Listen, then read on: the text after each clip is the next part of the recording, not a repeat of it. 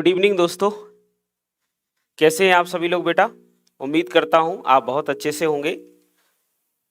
आज बेटा हमारी ये जो क्लास है ये ओशनोलॉजी के प्रबाल भित्तियों से संबंधित टॉपिक की रहने वाली है। बड़ा ही इंटरेस्टिंग टॉपिक है। तो हमारे एग्ज़ाम के हिसाब से इसमें से आगामी जो प्री परीक्षा होने वाली है इसमें से अगर क्वेश्चन आते हैं, वैसे जनरली बहुत कम क्वेश्चन देखने को मिलते हैं, लेकिन फिर भी अगर इससे प्रश्न आते हैं तो हमसे बन जाएंगे। आज की क्लास करने के बाद आप ये देखेंगे कि ये टॉपिक आपके लिए समझ में भी आ गया, साथ ही साथ अगर प्रश्न बनते हैं तो आसानी से समझ में आ जाएंगे। इस टॉपिक मैंने इसलिए भी लिया है क्योंकि ये ओशनोलॉजी का लास्ट टॉपिक है। इसके बाद हम इंडियन ज्योग्राफी की चर्चा करेंगे।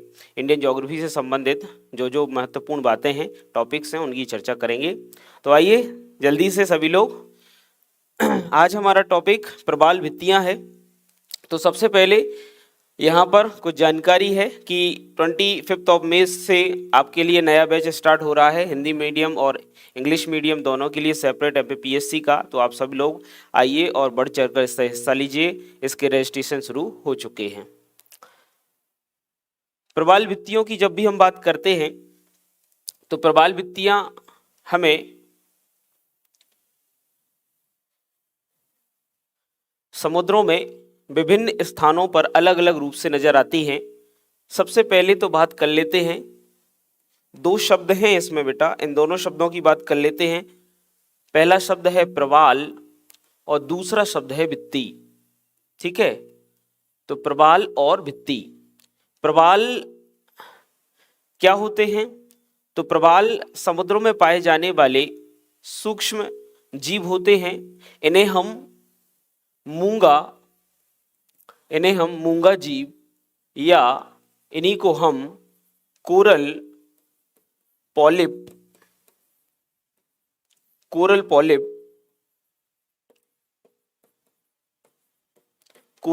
कह देते हैं। तो मूंगा जीव या कोरल पॉलिप हैं। सामान्य तौर पर एक प्रकार के मूंगा जीव के रूप में जाने जाते हैं। ये जीव जो होते हैं ये अपने कहीं ना कहीं अगर बात करें, ये जीव जो होते हैं अपने घरों का निर्माण करते हैं, घरौंदों का निर्माण करते हैं। ये घरौंदे चूना प्रधान होते हैं या चूने के बने होते हैं, और इन्हीं चूने के बने घरौंदे को अपन क्या कहते हैं? भित्ति कहते हैं। तो मूंगा जीव जो हैं एक प्रकार के सूक्ष्म जीव हैं। ये अपनी कॉलोनीज को डेवलप करते हैं, ये अपने घरौंदों का निर्माण करते हैं। ये घरौंदे चूना प्रधान होते हैं जो सामान्य तौर पर इनकी अस्थि पंजरों से बने होते हैं। अस्थि पंजर का मतलब है जब ये जीव मरते हैं तो अपने ही कुछ अवशेष कैल्शियम या चूने के रूप में छोड़ देते हैं, और उन्हीं अवशेषों पर ही एक नया कोरल पॉलिप जो होता है वो डेवलप होता है। तो इस तरीके से एक प्रकार की भित्ति का निर्माण हो जाता है, एक प्रकार के घरौंदे का या कॉलोनी का निर्माण हो जाता है। ऐसे ही कॉलोनी या घरौंदे को अपन भित्ति कह देते हैं। तो भित्ति जो होती है, प्रत्येक कोरल पॉलिप अपना एक घर बनाता है, और जब वह मरता है तो इसी प्रकार के चूने के घर जो उनके होते हैं वहीं पर अपने अस्थि पंजरों को छोड़ देता है। और इस तरीके से हम देखते हैं कि एक भित्ति का निर्माण हो जाता है या एक ऐसे संरचना का निर्माण हो जाता है जिसको अपन कोरल भित्ति या प्रबाल भित्ति कह देते हैं। तो प्रबाल भित्ति आपको समझ में आई होगी। अगर आप इस डायग्राम में देखें तो आपको प्रबाल भित्ति आसानी से समझ में आ जाएगी। प्रबाल भित्ति को अगर आप देखोगे तो यहाँ पर देखिएगा, प्रबाल भित्ति जो है ये किसी भी द्वीप के चारों ओर हो सकती है। इस तरीके से द्वीप के चारों ओर हो सकती है प्रबाल भित्ति। ठीक है, अभी बस समझाऊंगा कैसे। या फिर इस तरीके से घेरे हुए हो सकती है या इस तरीके से हो सकती है। अर्थात प्रबाल भित्तियां सामान्य तौर पर तट से लगी हुई एक प्रकार की भित्तियां होती हैं, एक प्रकार के घरौंदे होते हैं जो मूंगा जीवों द्वारा निर्मित कर दिए जाते हैं। अब हम देख लेते हैं कि जो मूंगा जीव होते हैं, ये मूंगा जीव सामान्य तौर पर 3 प्रकार की प्रबाल भित्तियों का निर्माण करते हैं। कितने प्रकार की बेटा? 3 प्रकार की प्रबाल भित्तियों का निर्माण करते हैं। यानी कितने प्रकार की प्रबाल भित्तियां हो सकती हैं? तो जनरली 3 प्रकार की होती हैं। एक फ्रिंगिंग रीफ होता है यानी तटीय प्रबाल होती है, दूसरा वेरियर रीफ या रोधी का प्रबाल, और तीसरा होता है एटॉल। ठीक है, या इसी को अपन कहते हैं प्रवाल वलय या एटॉल। तो 3 प्रकार की प्रवाल भित्तियां सामान्य तौर पर हमें देखने को मिलती हैं। ये 3 प्रकार की प्रवाल भित्तियों में सबसे पहले तटीय प्रवाल क्या होती है या फ्रिंगिंग रीफ क्या होती है।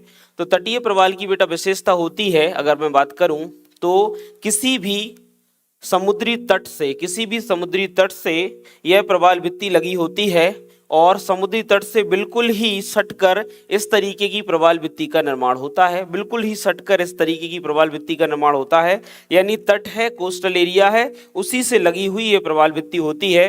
नेक्स्ट डायग्राम में और अच्छे से समझ में आएगा। देखिए जरा, ये हमारा तट है और इसी तट से इस तरीके से लगी हुई इस रीफ का निर्माण हो रहा है। और इस रीफ की विशेषता ये होती है कि ये सागर के बिल्कुल तटीय भागों में इस तरीके से फैली हुई होती है। बीच में किसी प्रकार का गैप नहीं होता है कि उसमें किसी प्रकार के लगून का निर्माण हो। तो यहाँ पर अगर हम देखें तो इस तरीके से ये प्रवाल भित्ति निर्मित हो जाती है, जिसे हम फ्रिंगिंग या तटीय प्रवाल भित्ति कह देते हैं। दूसरा अगर मैं कहूँ दूसरी प्रवाल भित्ति, हाँ चलिए इसका एग्जाम्पल भी बता देता हूँ। तटीय प्रवाल भित्ति का बेस्ट एग्जाम्पल अगर आप देखना हो तो भारत में मन्नार की खाड़ी में अगर आप देखोगे तो मन्नार की खाड़ी में तट से लगी हुई प्रवाल भित्तियां मिलती हैं, जो कि तटीय प्रवाल भित्ति का एग्जाम्पल है। अमेरिका के दक्षिण पूर्वी भागों में देखेंगे तो फ्लोरिडा के तट से ऐसी कई प्रवाल भित्तियां हमें तटीय प्रवाल भित्ति या फ्रिंगिंग रीफ के रूप में नजर आती हैं। दूसरा अगर मैं बताऊं आपको कि दूसरी प्रवाल भित्ति क्या होती है, तो दूसरी प्रवाल भित्ति है प्रवाल बैरियर, या इसको अपन सामान्य तौर पर रोधिका या बैरियर के रूप में जानते हैं, या बैरियर प्रवाल भी कह देते हैं। ठीक है, तो बैरियर रीफ क्या होती है, तो रोधिका प्रवाल या अवरोधक प्रवाल भित्ति सामान्य तौर पर एक प्रकार का अवरोध उत्पन्न करती है। ये सामान्यतः तट से थोड़ी सी दूरी पर होती है। देखो बेटा, तट से थोड़ी सी दूरी पर होती है और हम देखते हैं कि क्या करती है ये तट से थोड़ी दूर होती है और अंतः सागरीय जो चबूतरे होते हैं, या कहें हम महाद्वीपीय निमग्न तट जो होता है उसी पर जो अंतः सागरीय चबूतरे बने हुए हैं, इसको मैं पहले ही बता चुका हूँ। इन अंतः सागरीय चबूतरों पर ये प्रवाल भित्तियां विकसित हो जाती हैं, जो सामान्य तौर पर तट को घेरे हुए रहती हैं। हाँ, रिंग के आधार पर या पूर्ण रूप से कभी कभी नहीं घेरती हैं, लंबाई में भी एक साइड घेर सकती हैं जितना भाग तट से लगा रहता है। लेकिन विशेषता क्या है, ये तट से अगर बात करें हम तो तट से दूरी पर होती है, यानी कि अगर बात करें डिस्टेंस लगभग 50 मीटर के आसपास की दूरी पर हमें ये सामान्य तौर पर देखने को मिल जाती है। तो तटीय प्रवाल भित्ति इस तरीके से हमें तट से थोड़ी दूर मिलती है। अब तट से दूर हो जाने के कारण देखिए बेटा क्या हो जाता है, जब ये तट से दूर होती है तो इसमें बेटा देखिए यहाँ तट से दूर है, तो तट से दूर हो जाने के कारण क्या हो रहा है, देखिए आप क्या हो रहा है, इसमें लगून बन रहे हैं। क्या बन रहे हैं, लगून यहाँ पर निर्मित हो जाते हैं।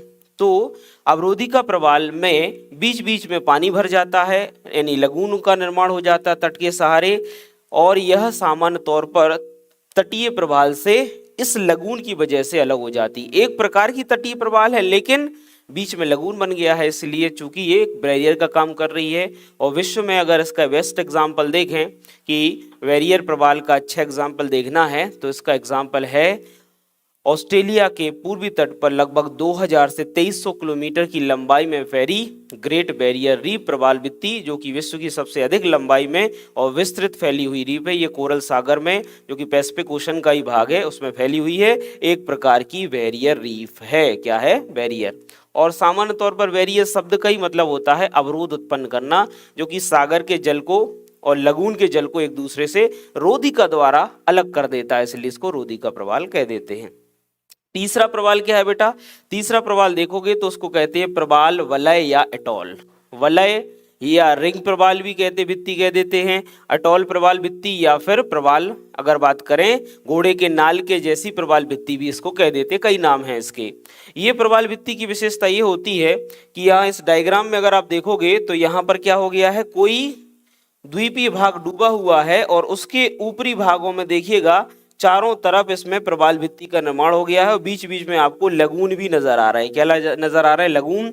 तो तट से दूर होता है, तट डूबा हुआ है और चारों ओर एक रिंग सी संरचना में इस प्रवाल भित्ति का क्या हो जाता है, विकास हो जाता है। इसलिए इसको क्या कहते हैं हम, एटॉल या रिंग या घोड़े के नाल या कह सकते हैं क्या बोलते हैं, प्रवाल वलय कह देते हैं। क्या कह देते हैं, प्रवाल वलय, इसका नाम हम रख देते हैं। तो इस तरीके से ये प्रवाल वलय एटॉल हो जाता है। है। अब विश्व स्तर पर इसका बेस्ट एग्जाम्पल देखें तो फिजी जो द्वीप है, इसके कुछ द्वीप हैं जिसको इस तरीके से घेरे हुए प्रवाल भित्तियां नजर आती हैं, तो उसको फिजी एटॉल कह देते हैं।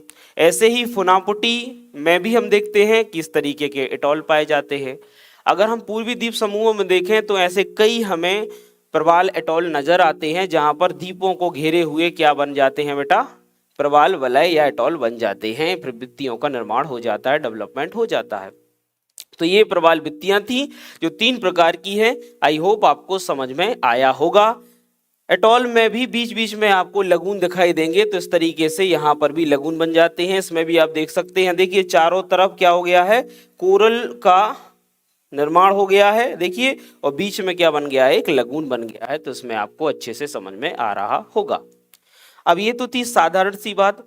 अब हमें ये भी पता होना चाहिए कि जो प्रवाल भित्तियां होती है बेटा, ये प्रवाल भित्तियों का डेवलपमेंट कहाँ होता है, यानी प्रवाल भित्तियां सामान्य तौर पर तो हम देखते हैं कि सागरीय भागों में अंतःसागरीय चबूतरों पर डेवलप होती हैं, परंतु इनके लिए डेवलपमेंट के लिए कुछ अगर बात करें कंडीशन चाहिए, दशाएं चाहिए। तो कौन सी आवश्यक दशाएं हैं, कौन सी वे आवश्यक दशाएं हैं जहां पर प्रवाल भित्तियों का क्या होता है, डेवलपमेंट होता है। तो पहली दशा है बेटा कि समुद्र के जल का जो तापमान होना चाहिए, वाटर का तापमान होना चाहिए, वो बेटा 22 से 25 डिग्री सेल्सियस के आसपास होना चाहिए। दूसरा, समुद्र की जो लवणता होना चाहिए वो बहुत ज़्यादा ना होकर लगभग अगर मैं बात करूं तो 25 पीपीटी के आसपास से लेकर 30 पीपीटी के आसपास होना चाहिए या पीएसयू में होना चाहिए। तीसरा, अगर मैं बात करूं तो खारेपन की अपन ने देख ली। इसके बाद अवसाद की बात करें तो अवसाद युक्त जल चाहिए, यानी सामान्य अवसाद युक्त जल चाहिए, यानी स्वच्छ जल इसके लिए हानिकारक है। तो स्वच्छ जो जल है वो यहाँ पर क्या होता है, हानि पहुंचाता है, हानिकारक है।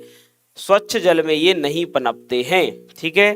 तो तापमान एक निर्धारित तापमान चाहिए, लवणता चाहिए, अवसाद चाहिए। उसके बाद चौथी जो दशा है कि ये कहाँ पर ज़्यादा डेवलप होती है, तो इनका अगर अक्षांशीय विस्तार देखें कि किस स्थान विशेष पर अक्षांशों पर डेवलप होती हैं, तो ये बेटा प्रत्येक महाद्वीप, अगर बात करें ग्लोब पर अगर देखें तो ये ग्लोब में इनको अगर देखें हम तो ये 15 से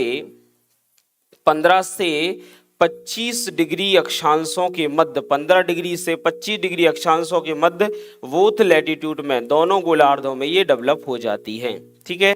तो ये आपको याद रखना है कि कोरल का डेवलपमेंट कहाँ होता है। हमें पता है सागरों से लगे हुए तट के साथ निमग्न तटों पर होता है, अंतःसागरीय चबूतरों पर होता है, 15 से 25 डिग्री अक्षांशों के मध्य होता है, कम तापमान में होता है, सामान्य लवणता में होता है और अवसादों की मात्रा होना चाहिए, अर्थात स्वच्छ जल यहाँ पर अच्छा नहीं होता है, ठीक है। तो ये आपको पता होना चाहिए कि कोरल हर जगह नहीं पनपते हैं। कोरल को पनपने में, विकसित होने में विशेष दशाओं की आवश्यकता होती है। ये विशेष दशाएं क्या क्या हैं मैंने आपको बताई हैं। इन दशाओं को ध्यान में रखिएगा क्योंकि एमसीक्यूज इसी तरीके के आपको मिलेंगे। तो ये प्रवाल भित्तियां थी और प्रवाल भित्तियों से संबंधित कुछ महत्वपूर्ण बातें थी, ठीक है। अब आपने न्यूज़पेपर में या आपकी स्टडी के दौरान आपने कोरल विरंजन जैसे शब्दों का भी नाम सुना होगा। तो मैं बहुत शॉर्ट में बता रहा हूं क्योंकि ये जो टॉपिक है प्रवाल भित्तियों से संबंधित था, कोरल विरंजन से नहीं है, लेकिन फिर भी सुन लीजिए। कोरल विरंजन सामान्य तौर पर कोरल के साथ सहजीविता में रहने वाले शैवालों का नष्ट होना है। शैवाल जो है कोरल की पृष्ठ पर या पीठ पर या ऊपरी भागों पर पाए जाते हैं। ये रंगीन प्रकृति के होते हैं और प्रकाश संश्लेषण के माध्यम से भोजन बनाते हैं। ये भोजन कोरल द्वारा ग्रहण किया जाता है। लेकिन जब ये आदर्श दशाएं क्या हो जाती है बेटा, परिवर्तित हो जाती हैं या इनमें किसी प्रकार का चेंजेस आ जाए, तापमान ज़्यादा बढ़ जाए, लवणता बहुत ज़्यादा बढ़ जाए, अवसाद या प्रदूषण बढ़ जाए या फिर अल्नीनो जैसी घटना हो जाए या किसी प्रकार से सागर की दशाओं में परिवर्तन होता है, तो इनके शरीर पर रहने वाला शैवाल जिसको जूजनथले कहते हैं, क्या कहते हैं बेटा, जूजनथले कहते हैं, जूजेंथले कहते हैं।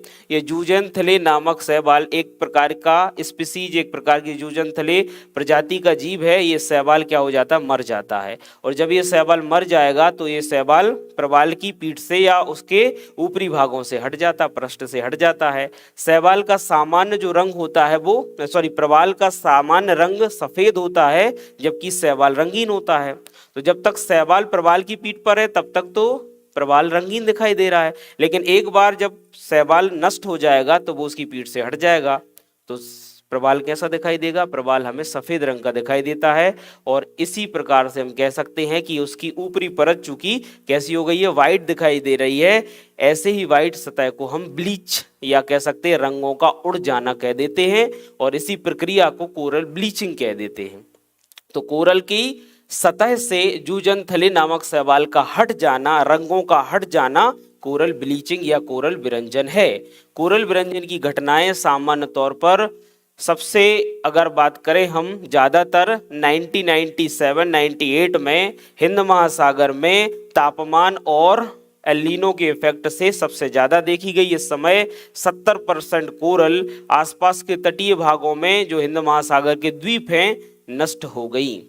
इसके अलावा भी कोरल में विभिन्न प्रकार के रोग हो जाते, जैसे ब्लैक बंड रोग हो जाता है, कोरल प्लेग हो जाता है। इस तरीके के रोग से भी कोरल क्या हो जाते बेटा, नष्ट हो जाते, उनमें विरंजन जैसी घटना देखने को मिलती हैं।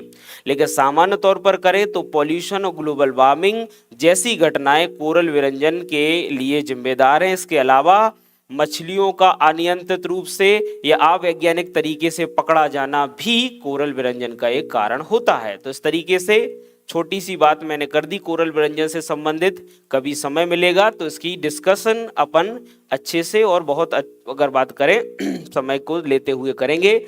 आज का ये जो टॉपिक है प्रवाल भित्तियों से था। आई होप आपको प्रवाल भित्तियां समझ में आई होंगी। अब हम जल्दी से एमसीक्यूज की चर्चा कर लेते हैं।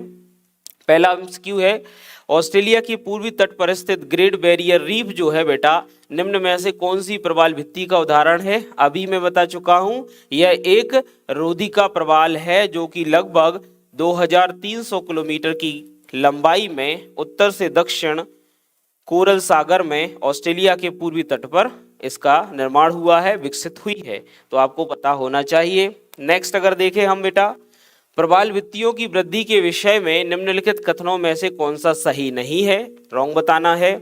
पहला, प्रवाल अलवणीय जल में प्रचुर मात्रा में उग सकता है। अलवणीय जल में प्रचुर मात्रा में प्रवाल उग सकता है, तो बेटा ये तो गलत है। क्यों? क्योंकि मैंने बताया आवश्यक दशाओं में कि प्रवाल को क्या चाहिए बेटा, लवणीय जल चाहिए है, लेकिन सामान्य 25 से 30 लवणता के आसपास चाहिए इसमें, है ना, पीपीटी के आसपास लवणता चाहिए। तो ये गलत लग रहा है। फिर देखते हैं, इसे 23 से 25 डिग्री सेल्सियस के बीच का तापमान चाहिए, तो ये बिल्कुल सही है। इसे छिछले लवणीय जल की आवश्यकता होती है जो 50 मीटर से अधिक गहरा नहीं हो, तो बिल्कुल सही है। ये बात भी बिल्कुल सही है। एक आवश्यक दशा में बताना भूल गया कि ये चूंकि अंतरसागरीय चबूतरों पर महाद्वीपीय निमग्न तटों पर होते हैं, तो बहुत ज्यादा जल की गहराई में नहीं होते। 50 से लेकर 90 मीटर या अधिक से अधिक 100 मीटर तक की गहराई पर पाए जाते हैं, बहुत अधिक गहराई पर नहीं पाए जाते हैं। वैसे भी अंतरसागरीय चबूतरों की गहराई 200 मीटर से ज़्यादा नहीं होती है। तो इस तरीके से ये बहुत कम गहराई में अंतरसागरीय चबूतरों पर पाए जाते हैं, तो ये भी बिल्कुल सही है। और चौथा है, इसे प्रकाश संश्लेषण में सहायता के लिए प्रचुर मात्रा में सूर्य की आवश्यकता होती है, तो बिल्कुल सही है, क्योंकि इसके शरीर पर जूजंथले होते हैं और वो प्रकाश संश्लेषण के माध्यम से भोजन बनाएगी, यानी सूर्य प्रकाश की प्रचुर आवश्यकता है। तो इसमें रॉन्ग कौन सा था बेटा? ए ही इसमें रॉन्ग है, बाकी सब सही है। दैट इज ए ही इसका राइट आंसर है। आई होप आपको समझ में आया होगा। नेक्स्ट देख लेते हैं, प्रवाल के विकास के लिए औसत सागरीय लवणता कितनी होनी चाहिए? अभी मैंने बताया, सारी बातें डिस्कस कर ली है। कितनी होनी चाहिए बेटा? 22 से 27 सही नहीं है, 27 से 32 ये हो सकता है, 32 से 37 और 37 से 42 ये दोनों गलत हैं, ये थोड़ा कम पड़ गया, तो आंसर सही क्या होगा? 27 से 32। मैंने बताया था औसतन 25 से 30 पीपीटी या पीएसयू के आसपास की लवणता होना बहुत जरूरी है। अप्रोक्स में बी सही बैठ रहा है, लगभग, इसलिए B is a right answer. चौथा क्वेश्चन है किस प्रवाल भित्ति का आकार घोड़े के नाल या मुद्रिका के समान होता है, इस आकार की या फिर रिंग के आकार की होती है तो उसी को क्या बोलते हैं बेटा, एटॉल बोलते हैं। क्या बोलते हैं हम, एटॉल बोल देते हैं। तो यहाँ पर तटीय प्रवाल भित्ति नहीं है, अवरोधी का बिल्कुल नहीं है, आंसर क्या आ जाएगा, एटॉल आ जाएगा। तो सी इज द राइट आंसर। सरल क्वेश्चन है लेकिन जब थ्योरी समझ लेते हैं तो सरल लगेंगे, आप थ्योरी नहीं समझेंगे तो आपको ये प्रश्न नहीं बनेंगे या समझ में नहीं आएंगे। फिर देख लेते हैं प्रवाल भित्तियां मुख्य रूप से पाई जाती है, कहाँ पाई जाती है, 30 डिग्री नॉर्थ से 30 डिग्री साउथ है बेटा, अक्षांशों के मध्य देख लेंगे इसको। 20 डिग्री अक्षांश से उत्तरी अक्षांश से 20 डिग्री साउथ दक्षिणी अक्षांशों के मध्य, इसको भी देख लेंगे। 15 डिग्री से 30 डिग्री नॉर्थ में और 15 डिग्री से 30 डिग्री अक्षांशों के मध्य साउथ में पाई जाती है। 20 डिग्री से 35 डिग्री और 20 डिग्री से 35 डिग्री साउथ में पाई जाती है। तो देखिए यहाँ पर सही आंसर क्या होगा, मैंने क्या बताया था, 15 डिग्री उत्तरी अक्षांश से अगर बात करें, 15 डिग्री उत्तरी अक्षांश से लेकर लगभग 25 डिग्री उत्तरी अक्षांश में पाई जाती है। ऐसे ही दक्षिणी अक्षांशों में 15 डिग्री साउथ से 15 डिग्री या 25 डिग्री नॉर्थ के बीच में पनपती हैं। जहां पर इतनी अप्रोक्स में आंसर हो वो आप लगा दीजिए। देखिए जरा, तो 15 से 30 लिखा हुआ है, ये चल जाएगा, 15 से 30 इसमें लिखा हुआ है, ये भी चल जाएगा, यानी सी सही आंसर होना चाहिए। 15 डिग्री नॉर्थ से 30 डिग्री नॉर्थ के बीच में और वहीं 15 डिग्री साउथ से 30 डिग्री साउथ के बीच में लगभग ये विकसित होती है। वैसे इसमें 30 सही नहीं होगा, 25 के आसपास ही रहती हैं, ये ज्यादातर विकसित होती हैं, तो 25 डिग्री इसमें आंसर होता, लेकिन यही थोड़ा सा सही आंसर है। बाकी 20-20 डिग्री 30 डिग्री तो विषुवत रेखा आएगी, और विषुवत रेखा के पास बहुत ज्यादा कोरल नहीं मिलती क्योंकि टेम्परेचर बहुत ज्यादा देखने को मिलता है। उसके अलावा वर्षा होती तो स्वच्छ जल भी इनके डेवलपमेंट को प्रभावित कर देता है। तो विषुवत रेखा के पास नहीं है, इसलिए हमने 15 डिग्री से इसको शुरू किया है। नेक्स्ट अगर देखें हम, छठवां क्वेश्चन है कि प्रवाल के निक्षेपण के लिए महत्व की दृष्टि से उपयुक्त दशा होती है। देखिए प्रवाल के लिए दशाएं मैं बता चुका हूं, वे दशाएं आप यहां पर बता दीजिए। गहरा सागर होना चाहिए, बिल्कुल नहीं होना चाहिए, बाकी पढ़ने की जरूरत है नहीं। उथला सागर चलेगा, अवसाद युक्त जल चलेगा, सामान्य तापमान ये बिल्कुल चलेगा। उथला सागर, अवसाद युक्त जल और अधिक तापमान ये नहीं चलेगा। गहरा सागर, अवसाद युक्त जल और सामान्य तापमान ये भी नहीं चलेगा, यानी B is the right answer. मैंने पहले ही इसकी आवश्यक दशाएं आपको बता दी हैं, कोई दिक्कत नहीं जाएगी बेटा। ये 10 प्रश्न कर लो आप, मैं मानता हूं एक प्रश्न अगर आना होगा पीएससी में तो इन्हीं में से आ जाएगा, बाहर नहीं जाने वाला, छोटा सा टॉपिक था, ठीक है। इसके बाद अगर बात करें, प्रवाल भित्ति या कोरल रीफ है जीवों द्वारा निर्मित एक समूह। अब कौन से जीव, समुद्री जीव तो कहना चाहिए, तो अभी इसमें डाउट है। समुद्री जीवों द्वारा निर्मित भित्ति बिल्कुल सही है, यही सही है।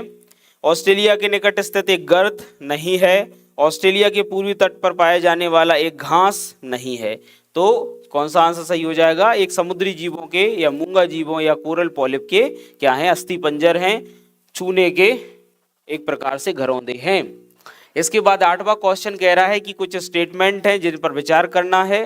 पहला स्टेटमेंट है कि विश्व की सर्वाधिक प्रवाल भित्तियां उष्णकटिबंधीय सागरीय जलों में मिलती हैं, बिल्कुल सही है, 15 से 25 डिग्री यानी उष्णकटिबंधीय ओशनिक भाग। दूसरा, विश्व की 1/3 से अधिक प्रवाल भित्तियां ऑस्ट्रेलिया, इंडोनेशिया और फिलीपींस के राज्य क्षेत्रों में स्थित हैं।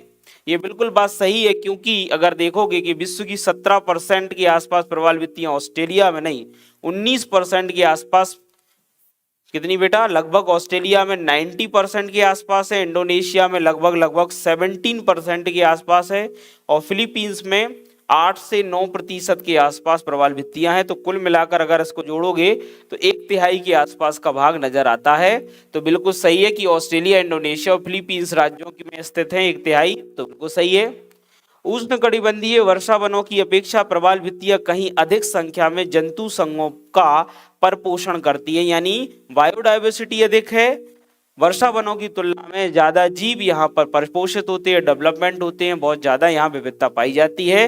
तो बिल्कुल सही है, प्रवाल भित्तियों को अगर बात करें तो समुद्री वर्षा वनों के रूप में जाना जाता है। समुद्री वर्षा वन है, वहाँ बहुत ज़्यादा डाइवर्सिटी पाई जाती है, और जब ये नष्ट हो जाती हैं तो मान लो आपके जब कोरल का विनाश हो जाता है, कैटास्ट्रॉफिक घटनाएं हो जाती है, तो ये समुद्री डाइवर्सिटी को बहुत ज़्यादा नुकसान पहुँचाती है।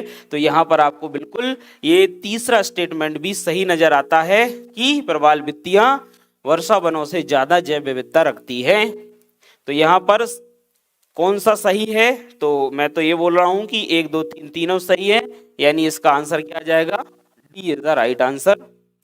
फिर इसके बाद देख लेते हैं, जो प्रवाल भित्ति समुद्री तट से कुछ दूर हटकर बनी होती है कहलाती है। समुद्री तट से थोड़ी सी दूर होती है, मैंने बताया है समुद्री तट से दूर है परंतु घेरे नहीं है, तो उसको अवरोधी का प्रवाल कहते हैं। देखो वलयाकार प्रवाल भित्ति समुद्र तट से दूर तो है बेटा, लेकिन घेरे नहीं है, ऐसा कुछ लिखा नहीं है, तो ये आंसर तो नहीं आएगा। आंसर आएगा अवरोधक प्रवाल भित्ति। क्यों? क्योंकि समुद्र तट से दूर होती है, पर जरूरी नहीं है कि ये सागर को घेरे रहे, सॉरी उस महाद्वीप को या द्वीपीय भाग को या तट को घेरे रहे। तो आंसर इसका अवरोधक प्रवाल भित्ति आना है, तटीय प्रवाल भित्ति नहीं आएगा, क्योंकि ये समुद्र के पास ही होती है, तो ये भी आंसर नहीं आएगा। सॉरी तट के पास होती है, इसलिए ये भी आंसर नहीं आएगा। ठीक है, तो राइट आंसर हो जाएगा बी। इसके बाद अगर देखें अंतिम है, ग्रेट बैरियर रीफ है, फिर से पूछ लिया, तो ऑस्ट्रेलिया के निकट एक प्रवाल भित्ति, बिल्कुल सही है। राजस्थान में एक जल विभाजक, गलत है। चीन की दीवार नहीं है, और रॉकी पर्वत की एक श्रृंखल नहीं है। बड़ा सरल क्वेश्चन था, बता चुका हूं। तो इस तरीके से बेटा ये हमारे, अगर मैं बात करूं 10 क्वेश्चन और प्रवाल भित्तियों से संबंधित जो भी थ्योरी वाला पार्ट था, छोटा पार्ट था, और कोशिश कर रहा हूं कि जल्दी ये वीडियो खत्म करूं ताकि आपको छोटे से वीडियो में काम की बात मिल जाए। आई होप आपको ये बहुत अच्छे से पसंद आया होगा। आप सब लोग थ्योरी और क्वेश्चन आंसर सॉल्व करिए, और भी क्वेश्चन मिले तो उनको भी सॉल्व करने की कोशिश कीजिए। आज की क्लास में इतना ही। नेक्स्ट टॉपिक हमारा कुछ अलग होगा, उस पर भी हम विचार करेंगे, उसके एमसीक्यूज को सॉल्व करेंगे। तब तक के लिए बहुत बहुत धन्यवाद, ख्याल रखिए अपना। Thank you very much. जय हिंद, नमस्कार।